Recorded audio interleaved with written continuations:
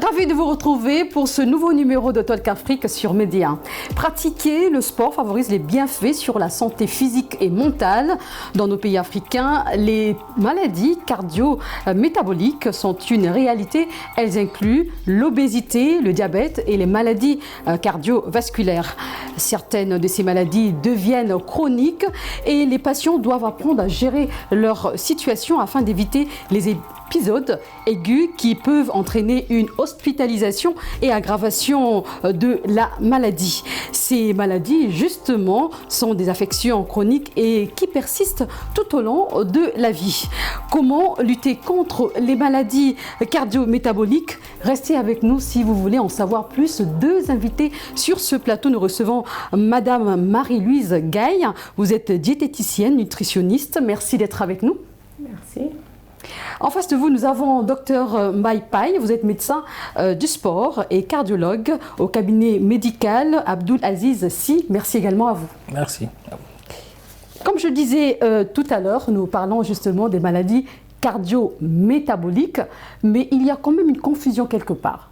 Les maladies métaboliques et cardio-métaboliques. Je me tourne vers vous, Dr Paye. Dites-nous, quelle est la différence entre les deux? Voilà, c'est vrai que souvent il y a des confusions qui sont faites entre maladies métaboliques et maladies cardiaques. Maladies métaboliques sont des maladies qui résultent de l'absence ou la dysfonction, par exemple, de certaines enzymes dans le corps. Par exemple, si vous prenez une maladie comme le diabète, il y a l'insuline qui est sécrétée par le corps pour réguler le taux de sucre. Et cette insuline n'agit pas du tout ou agit où il y a une insuline résistance. Donc il y a des actions qui s'opposent à l'action de l'insuline. Donc ce qui fait que ces maladies métaboliques, souvent, c'est des maladies rares, souvent des maladies génétiques et qui nécessitent un suivi diététique tout au long de la vie. Et ces maladies métaboliques, en général, c'est le diabète. Il y a le diabète de type 1, le diabète de type 2. C'est l'obésité ou le surpoids. Ce sont les dyslipidémies, donc les troubles du métabolisme des lipides. Il y a la malnutrition qui ne fait pas partie exclusivement de ces maladies-là, et les maladies du métabolisme phosphocalcique et ionique. Mais essentiellement, quand on parle de maladies métaboliques, souvent en relation avec le cœur, c'est le diabète et les dyslipidémies et l'obésité et le surpoids. Voilà, ça sont les métaboliques. Maintenant, ce qu'on appelle le métabolisme, c'est une série d'actions qui permet au corps de fonctionner pour pouvoir rester en vie. Par exemple, le métabolisme du fonctionnement du cerveau, les battements du cœur, la respiration, la digestion, la régulation de la température, toutes ces actions métaboliques nécessitent pour fonctionner du carburant, de l'énergie. Et ce carburant et cette énergie sont apportés par les glucides et les lipides de notre alimentation. Très bien. Maintenant, lorsque ce métabolisme se dérègle, dont j'ai parlé tantôt, il y a ce qu'on appelle l'apparition d'un syndrome métabolique. D'accord, on va rester sur ce point-là. Voilà, je vais m'adresser à vous, Madame Gaye. Tout à l'heure, il parlait justement, il a fait la différence entre les maladies métaboliques et cardio-métaboliques, mais nous savons également qu'il y a des aliments qui favorisent ces maladies. Alors, est-ce que vous pouvez nous en parler un peu plus? Merci.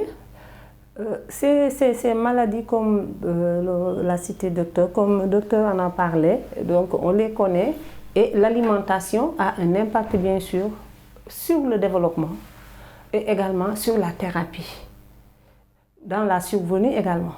Donc quand l'alimentation n'est pas équilibrée, donc quand il y a des excès quelque part, quand il y a parfois aussi des carences, comme il a évoqué la malnutrition, donc ça c'est des situations qui peuvent nous mener à la longue, donc dans la durée, à la survenue de ces maladies-là.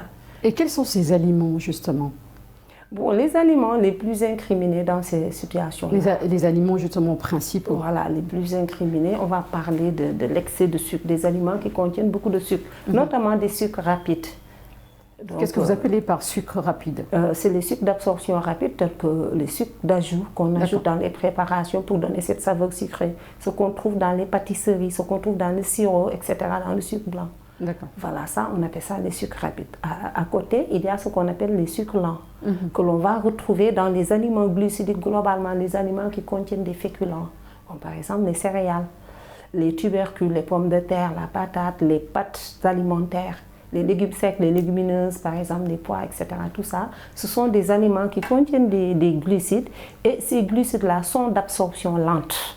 Donc, c'est par rapport au métabolisme de ces sucres-là qu'on va classer certains de sucres rapides parce que le métabolisme, l'absorption est très rapide. Quand vous les consommez, le sucre passe très rapidement dans le sang et a la possibilité d'élever la glycémie. Quand vous consommez les sucres d'absorption lente, le sucre va aller, mais quand même progressivement, pas d'un seul coup. Est-ce que c'est seulement ces aliments-là qui sont à l'origine de ces maladies? Non, pas seulement. Ou il y a également d'autres causes sous-jacentes? Il y a le sucre, j'ai commencé par le sucre, mais il y a les gras. Dans les gras, c'est surtout les gras saturés, les graisses saturées, les gras qui nous proviennent du règne animal, qui proviennent des animaux, les graisses de viande, le beurre, la mayonnaise, tout ce que vous trouvez là dans ces graisses-là. Et aussi, il y a aujourd'hui... Pourtant, c'est bon à manger, hein? Il y a aujourd'hui ce qu'on appelle les gras trans qui nous proviennent surtout de l'industrie agroalimentaire, qui sont utilisés pour une meilleure conservation, pour donner un certain goût et qui sont là, qui constituent des dangers quand même pour la santé de l'individu. Alors, justement, si vous êtes là, c'est parce que je rappelle que vous êtes médecin du sport. Ça veut dire que quelque part, le sport est important. Alors, le sport peut-il être une solution préventive ou l'une des solutions? Avant de répondre à cette question, tout de suite, on avait parlé juste des maladies métaboliques, mais je n'ai pas encore cité les maladies cardio-métaboliques. Voilà. Ces maladies métaboliques, maintenant, si le métabolisme se dérègle, il va apparaître ce qu'on appelle le syndrome métabolique. C'est une série d'actions, c'est une série d'événements qui vont agir entre eux et provoquer les maladies cardio-métaboliques. Maintenant, ces maladies, le syndrome métabolique, c'est une association de 5 facteurs. C'est extrêmement important. D'abord, c'est le diabète, avec un taux de sucre supérieur à 1 gramme, la pression artérielle, donc l'hypertension artérielle, le systolique supérieur à 130, le diastolique supérieur à 85, les triglycérides qui sont élevés, supérieur à 1,5, et le cholestérol HDL, le bon cholestérol qui est bas, inférieur à 0,4 chez l'homme et 0,5 chez la femme, et le tour de taille, tour de hanche supérieur à 102 chez l'homme et 88 chez la femme. Donc ça, c'est le syndrome métabolique. Maintenant, les maladies cardio-métaboliques, c'est l'association donc des maladies cardiaques et des maladies métaboliques. Donc les maladies cardiovasculaires, on en parle souvent, maladies cardiovasculaires, cardiométaboliques, actuellement c'est la première cause de mortalité dans le monde. Par exemple, c'est un groupe d'affections qui touche le cœur et les vaisseaux sanguins. Donc les premiers, c'est les pathologies coronariennes. Donc c'est les maladies qui touchent les vaisseaux qui irriguent le cœur, les artères coronaires, et qui provoquent l'angor et l'infarctus du myocarde, la crise cardiaque. Ensuite, nous avons les maladies cérébrovasculaires. Ce sont les maladies qui touchent les artères qui irriguent le cerveau, qui entraînent les AVC ischémiques et les AVC hémorragiques. Ensuite, les artériopathies périphériques des membres inférieurs. Donc, ce sont les maladies qui touchent les artères qui irriguent les bras et les jambes. En fait, on a d'autres maladies maintenant qui ne sont peut-être pas liées à la thrombose, qui ne sont pas liées à l'athérosclérose, c'est les thromboses veineuses profondes des membres inférieurs et qui vont provoquer des embolies pulmonaires. Mais là, nous sommes en train de parler des maladies qui touchent le cœur. Voilà. Maintenant, voilà les maladies qui touchent le cœur. Parce que les embolies pulmonaires, et même si c'est un autre mécanisme, c'est un caillot de sang qui est au niveau des veines, qui migre et qui s'arrête au cœur et au poumon et qui provoque l'embolie pulmonaire. Mais on a d'autres maladies cardiovasculaires.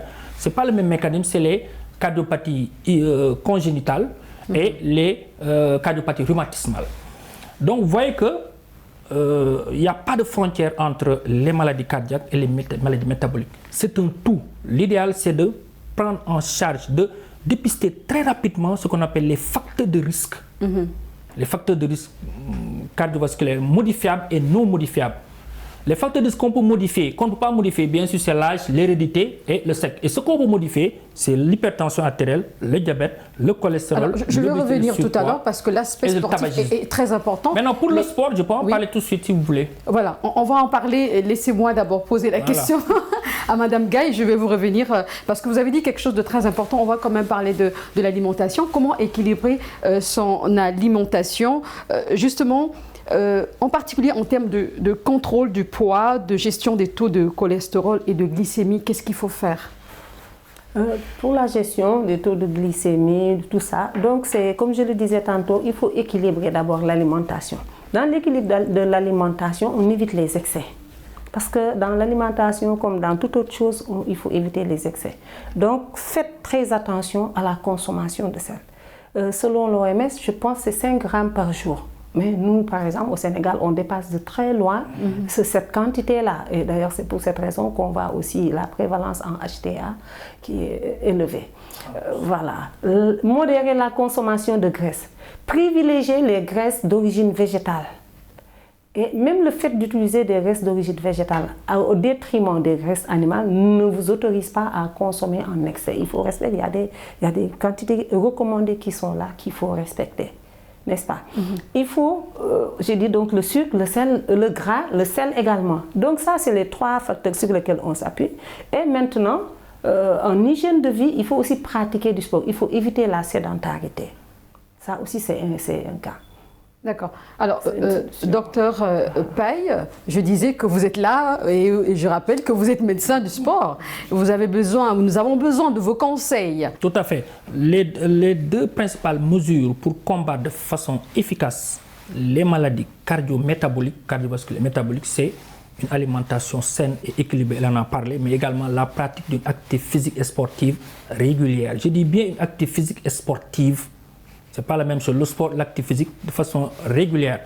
L'Organisation mondiale de la santé dit que pratiquer 30 minutes de marche rapide par jour, donc une activité physique d'endurance, donc ce sont des activités physiques de longue durée mais à faible intensité, donc 30 minutes d'activité physique de marche régulière par jour permet de limiter, de diminuer l'incidence des maladies cardiovasculaires, l'hypertension artérielle, le diabète, les dyslipidémies, l'obésité et le surpoids. Donc bien sûr la sédentarité et le stress et réduire le stress. Le sport, donc quand on pratique l'activité physique régulière, l'activité physique et sportive de manière régulière, permet de prévenir ces facteurs de risque cardiovasculaire dont je parlais tantôt. 30 minutes de marche par jour. Maintenant, il y a ce qu'on appelle la prévention primaire et la prévention secondaire. Nous, en prévention secondaire, l'idéal c'est de faire 150 à 300 minutes d'activité physique par semaine. Et ces activités physiques, c'est des activités physiques en endurance, donc c'est des longues distances à faible intensité, donc en aisance respiratoire, mais également y associer des exercices de musculation, exercices statiques, parce que c'est important aussi de faire un peu de musculation pour enlever la graisse et laisser le muscle, parce que l'idéal c'est de faire partie de la graisse par le sport, la musculation et de laisser le muscle. Donc le sport, toutes les études l'ont prouvé, le sport permet. D'ailleurs, on dit que le sport, c'est le meilleur médicament. Dans toutes les sociétés savantes maintenant, on dit que le sport, c'est le meilleur médicament avant les vrais médicaments et avant l'alimentation. Une solution donc préventive. Une solution préventive, le fait de pratiquer chaque jour du sport. Chaque jour, j'ai bien dit chaque jour du sport, 30 minutes ou plus si vous le pouvez. Ou bien si vous ne pouvez pas faire 30 minutes, le sport tous les jours du lundi au dimanche, vous pouvez utiliser donc 2 à 3 séances par semaine, mais là il faut augmenter en durée, pas en intensité, augmenter en durée, par exemple 30, 45 minutes, voire 1 heure, 90 minutes, 1 heure d'activité physique. Donc c'est 150 à 300 minutes d'activité physique par semaine en endurance et associé du renforcement musculaire.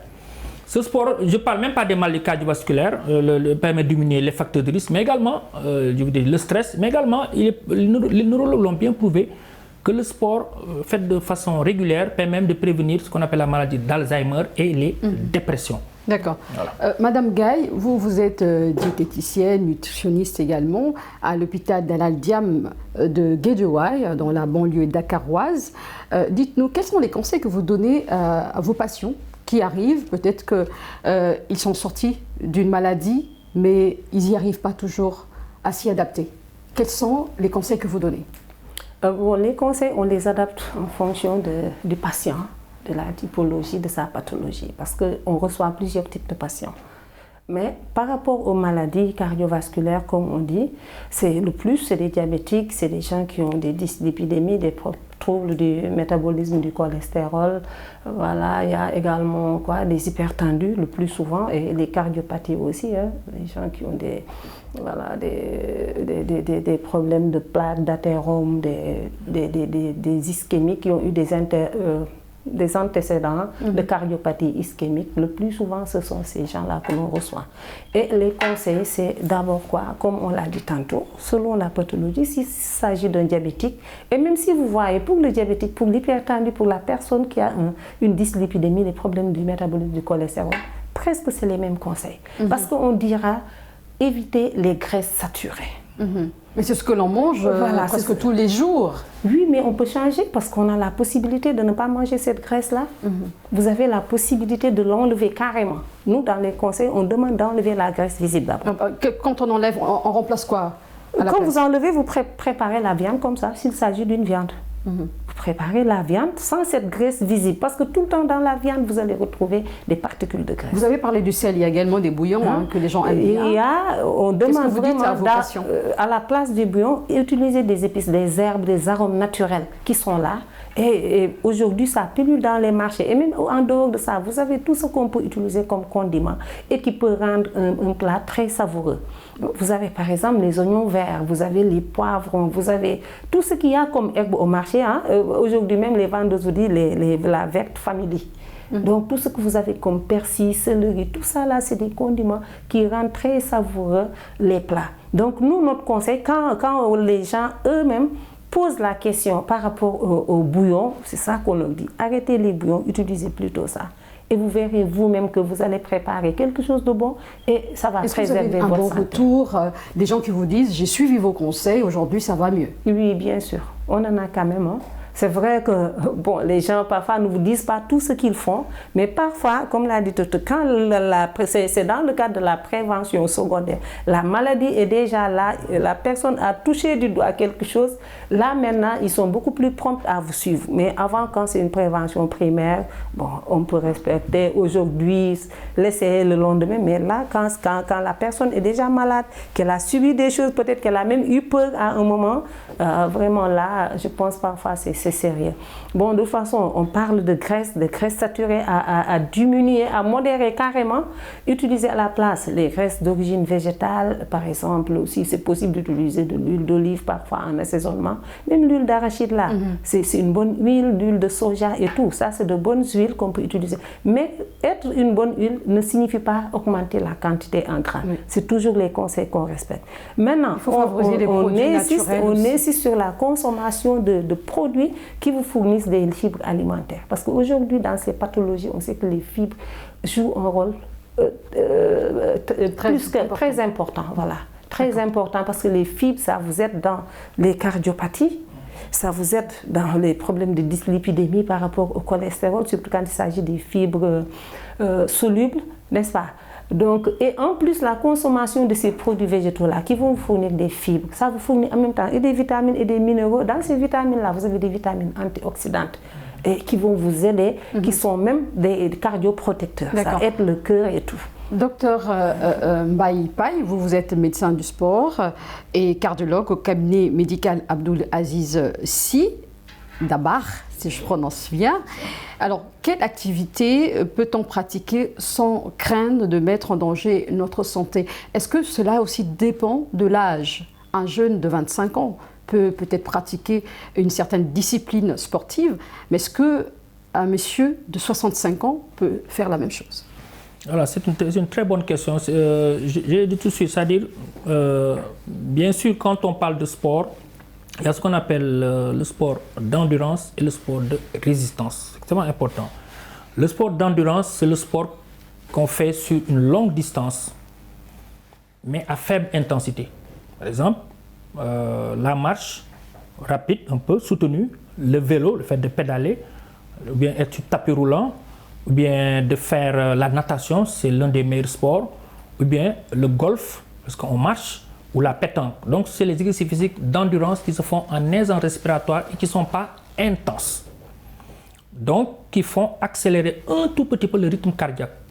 Et ce sport-là, on peut le faire même si on est en prévention secondaire. En prévention primaire, c'est obligatoire. Prévention primaire, c'est quand on n'a pas encore les maladies. Au stade où il n'y a pas d'hypertension, pas de diabète, pas de cholestérol, pas d'obésité, pas de surpoids, pas de stress. Le sport est capital. Maintenant, en prévention secondaire, c'est-à-dire en stade précoce de l'évolution de la maladie, quand la maladie est déjà installée, et qu'on traite le diabète, pas des médicaments, le cholestérol, la pression artérielle, là aussi le sport est obligatoire. Donc, même chose, activité physique, privilégier l'activité physique d'endurance, marche, vélo, natation, tapis. Mais parfois, on peut, je vous ai dit au début de l'émission qu'on peut aussi parfois faire du sport de résistance statique. C'est des sports qu'on fait sur de courte durée, mais un peu intense. Par exemple, le fait de faire de la musculation. Mais on n'a pas dit d'aller soulever des poids extrêmement importants. Si vous faites le sport en salle, par exemple, dans les salles, vous verrez qu'il y a la partie cardio training et la partie musculation. Vous démarrez par là où il y a le cardio, l'endurance. Ensuite, vous allez vers les salles de musculation, il y a des poids. Bien sûr, commencez par des poids légers. Même chez la personne âgée aussi, vous savez, la personne âgée, le problème de la personne âgée, bon... Peut-être la marche pour les personnes âgées. Voilà, c'est ce que j'ai dit. La personne âgée, on privilégie souvent la marche. Oui. Même l'Organisation mondiale de la santé dit 30 minutes de marche par jour. On a dit à personne d'aller faire du sport de haute intensité. C'est des sports à faible intensité. Marche un peu soutenue. Ou si vous avez un vélo, vous pédalez en fonction de vos rythmes. Si vous avez un tapis roulant, vous courez dessus. Si vous avez une piscine, vous allez à la piscine. Mais les personnes âgées, beaucoup de personnes âgées maintenant font ce qu'on appelle de l'aquagym. Docteur Paye, je peux comprendre votre analyse. Et Madame Gaye, vous disiez tout à l'heure qu'il faudrait suivre les conseils d'un nutritionniste. Je suis d'accord avec vous, mais tout le monde n'a pas les mêmes moyens, tout le monde n'a pas ces moyens financiers, je dirais. Qu'est-ce qu'il faut faire en ce moment-là? Est-ce qu'on peut seulement suivre les conseils de la grand-mère? Les conseils de la grand-mère. Bon, les conseils de la grand-mère, mais aussi les conseils de la nutritionniste ou de la diététicienne. Parce qu'aujourd'hui, c'est vrai qu'on n'est pas présent, ils ne sont pas présents dans toutes les structures hospitalières, mais il y en a quand même. Et quand vous les trouvez dans les structures hospitalières, vraiment, ça ne coûte pas cher. Donc les gens peuvent faire l'effort ou bien aussi de suivre ce qui se dit. Hein. Parfois il y a des émissions, il y a des spots qui passent, manger moins gras, moins sucré, moins salé, faire des 30 recherches. minutes de sport par jour, etc. Tout ça, faire des recherches, se faire conseiller parce qu'aujourd'hui même les médecins peuvent vous donner les conseils. Excepté toutes les personnes qui sont dans les structures de soins, de la santé globalement, peuvent vous donner quand même les grandes lignes. Maintenant, si c'est vraiment dans la thérapie, maintenant peut-être se rapprocher d'un spécialiste pour que cette personne-là vous aide à arranger votre assiette. C'est tout ça. D'accord. Alors, dites-nous, quelle est la différence, quelle différence faites-vous entre un diététicien et un nutritionniste? On a l'impression que c'est la même chose. Bon, le diététicien, c'est d'abord un nutritionniste. Parce que c'est une personne qui a déjà acquis des notions en nutrition. Et elle se base sur ces notions-là pour pouvoir donner des conseils en alimentation et tout. Donc, vous ne pouvez pas ne pas maîtriser la nutrition et vouloir donner des conseils en alimentation diététique. Donc, vous êtes d'abord nutritionniste et ensuite, le plus, c'est que vous pouvez aller au-delà des conseils. Vous pouvez même indiquer à la personne la phase pratique, comment préparer, qu'est-ce qu'il faut mettre dans les quantités et tout. Donc, le diététicien peut aller jusqu'à ce stade-là. D'accord. Voilà. Alors, monsieur docteur Paye, en Afrique, comment peut-on renforcer les politiques de santé publique pour promouvoir la prévention et la prise en charge des maladies cardio-métaboliques? Existe-t-il des compléments alimentaires, par exemple?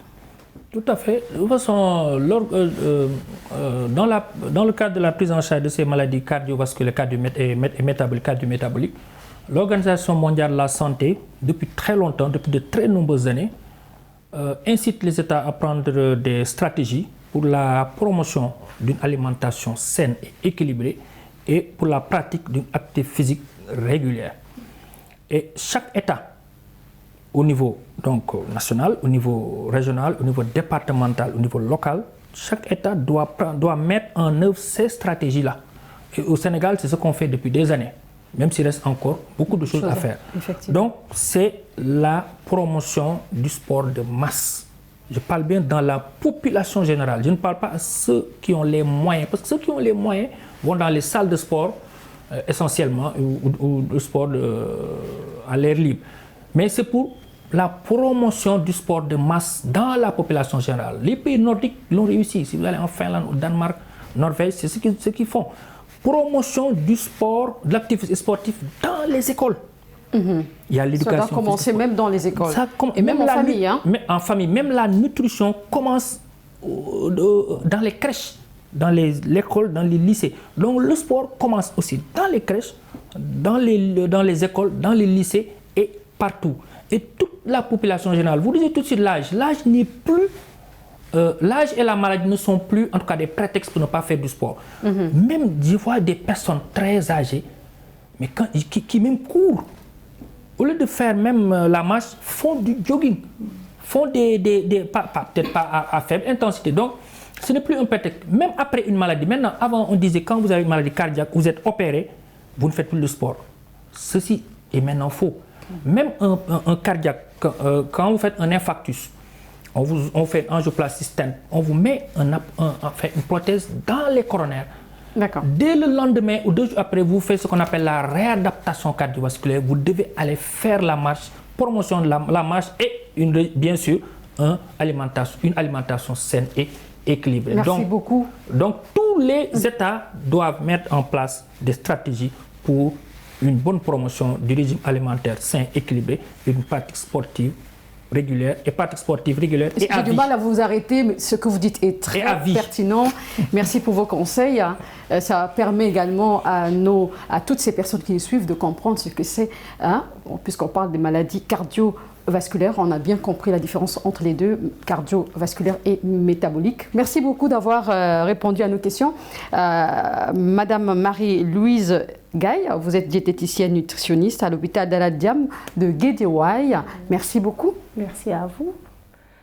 Merci également à vous, docteur Maïpaï. Vous êtes médecin du sport et cardiologue au cabinet médical Abdoul Aziz Sy. Merci d'avoir répondu à nos questions. Merci beaucoup. C'est la fin de cette émission. Merci de l'avoir suivi. On se retrouve très bientôt sur Média.